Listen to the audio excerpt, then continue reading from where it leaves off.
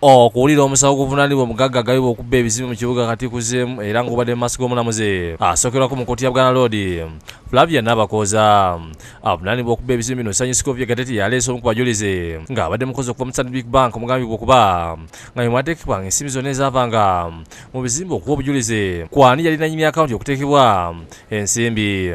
Ono ategeeza kkooti nga Bob Bank omwateekebwa ensimbi bamanyi nti akawunti yali mannya aga Scovia Ssanyu Gatete era nga nakati ekyateekebwako ssente.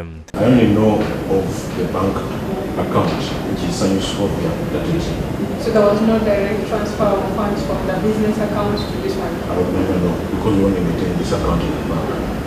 No, you have the document. You can tell us if there is any direct transfer. No, there is no direct transfer. Ategeeza kkooti nti bagezaako n'okulinza ku mirimu kasitoma waabwe gye yali akola okuyingiza ensimbi empitirivu bwe zityo ne bakizuula nti yalina bizinesi y'edduuka eritunda ebintu eby'abaana nga lyeyitibwa Dakasi. Kyokka ne bamubuuziza oba ku mpapula eziragiddwa kkooti okuva mu bbanka alina ku yateeka omukono gwe oba sitampu n'ategeeza nga batalina we yateeka mukono gwe wonna wadde sitampu ekitidde bapuliida okuva ku ludda olwa gavumenti okutegeeza omulamuzi ng'omujulizi bw'atali mutuufu. Kyokka muzeeyi Rutajengo esitaliko kkooti agirinze kuggwa n'afuluma bweru nga yemulugunya nikimuluma okubanga omwana gwe yateekamu ensimbi n'asoma ng'asuubira nti ali muyambulamu bw'omaaso nga kati amuleetera mu bbanka abaasoma oluzungu lw'atategeera. Ate omwana gwe naweera nemwesiga akole ku bya banka kati aleetebwa banka abankusaba banka bwe biwandiiko bya banka bigamba ye twogera luzungu sirutegeera era kati va mu kooti nga sina kyentegedde.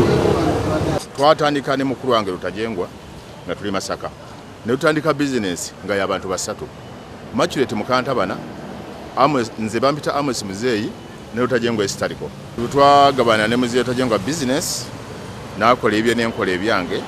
Ekyomusomo omulungi omwana gwe twali Rutajengwa gwali yaweerera kyatwala ebbanga ettono n'amala okusoma n'asalawo ayambe mukulu Rutajengwa mu bizinesi n'eyongera ogaziwa bwe yagaziwa tajja Kampala. Bizinesi bwe yatambula bulungi bwe batuuka time nabo ne bagabana naye bagabana capital milioni 5 naye ebizimbe Scovia wayite wiiki emu n'abagamba sijja kubawo. Kati essaawa zino tuli mu kkooti tutunka ne Scovia Gatete. Muzeeyi ayongeddeko nti awulira obulamu bw'essaawa yonna bugenda nga kyokka yali agadde aleke nga ebyobugagga byonna abaana babigabanye. Yamala kunziba nago wansi sinekwatibwa supaali puresha n'alusaazi era seyagala nyinza okufuna omusawo nga sigumaze ate nga njala okufa omusawo gw'abaana bange abibakwasizza. Agamba nti kisinze okumujja enviiri ku mutwe Scovia okwata ku nsimbi kkooti seeragira okugira nga tewali azikozesa ate okulaba nga kuseemu ekizimbe ekirala ekiyitibwa Biba Hotel kisangibwa ku Mackay Road. Naye tulaba agulamu ebizimbe ebirala kubanga nakalaba ekirala kimu kyayongerako kulaba n'ebirala bye simanyi we biri ate nga ssente zalaze kkooti mala okusaba omusango n'alyoka azikozesa byayagala. Omulamuzi omusango ongeze okutuuka nga 12 omwezi ogujja nga Scovia bamusabye okuleeta abajulizi abalala okulaga nti ebintu byatwala bibye. Obedi Lutale yakusakidde eggulu eno ku Lwabukedde TV.